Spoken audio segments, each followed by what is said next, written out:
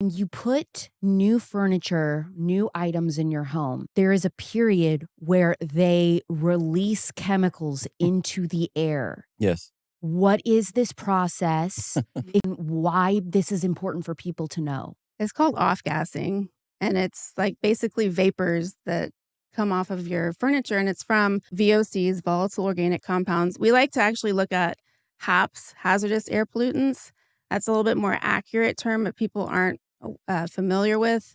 Like, you can look them up on the EPA's website, but, like, VOCs are like vinegar, like, or essential oils, things that aren't necessarily bad for you. So, anyways, going back to your question, the evaporation process is like it's formaldehyde breaking down, it's solvents breaking down, and they release into the air and then they stay there and they compound themselves unless you ventilate the home appropriately and you filter it appropriately.